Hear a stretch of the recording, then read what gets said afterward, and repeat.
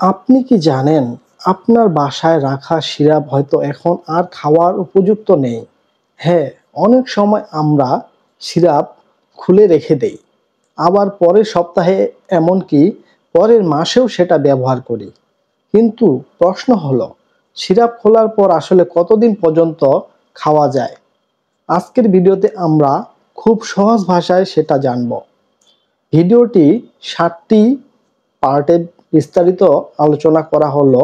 ভিডিওটি শেষ পর্যন্ত দেখুন যাতে আপনার প্রশ্নের উত্তর পেয়ে যাবেন। আর ভিডিওটি উপকারী মনে হলে একটি লাইক, একটি শেয়ার ও নতুন দর্শক হয়ে থাকলে সাবস্ক্রাইব করতে ভুলবেন না। চলুন শুরু করা যাক। পার্ট নাম্বার 1, সিরাপ খোলার পর কেন সীমিত সময়ের মধ্যে খাওয়ার দরকারি বা সিরাপ মনে হচ্ছে তরল ওষুধ। এগুলোতে থাকে পানি, চিনি, প্রিজারভেটিভ এবং ওষুধের মূল উপাদান। একবার বোতল খুললে এর ভেতর বাতাস, ব্যাকটেরিয়া ও আর্দ্রতা ঢুকে যায়।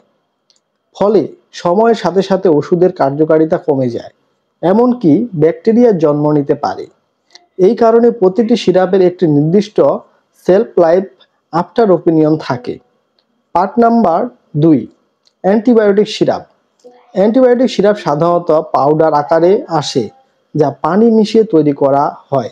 এই ধরনের সিরাপ একবার তৈরি হলে 7 থেকে 14 দিনের মধ্যে খেতে হয়, কারণ এরপর ওষুধের কার্যকারিতা কমে যায়। তাই ফ্রিজে রাখলে 2 সপ্তাহের বেশি রাখা নিরাপদ নয়, যেমন অ্যামোক্সাসিলিন, সেফিক্সিম, এজিথ্রোমাইসিন সিরাপগুলো। পার্ট নাম্বার 3, ভিটামিন ও আয়রন সিরাপ। ভিটামিন সিরাপ যেমন জোভিয়া গোল্ড, জিঙ্ক, B9 ইত্যাদি। এই সিরাপগুলো সাধারণত 1 থেকে 2 মাস পর্যন্ত খোলা অবস্থায় ব্যবহার করা যায়। তবে শর্ত হলো ঠান্ডা ও শুকনো জায়গায় রাখা, ঢাকনা শক্তভাবে বন্ধ রাখা।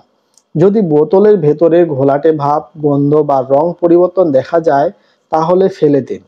পার্ট নাম্বার 4, প্যারাসিটামল বা জ্বরের সিরাপ। প্যারাসিটামল সিরাপ যেমন নাপা, প্যারাপাইরল বা এইস, এসব সিরাপ খোলার পর সাধারণত 1 মাস পর্যন্ত ঠিক থাকে। এরপর ওষুধের গুণগত মান কমে যেতে পারে, বিশেষ করে যদি বেশি গরমে বা সূর্যের আলোয় রাখা হয়। পার্ট নাম্বার 5, অন্যান্য সিরাপ যেমন কফ সিরাপ, অ্যান্টাসিড এক্সেট্রা। কাশি বা অম্লতা, অ্যাসিডিটি এর সিরাপ যেমন অ্যান্টাসিড তুস্কা, অ্যান্টাসিড সাসপেনশন।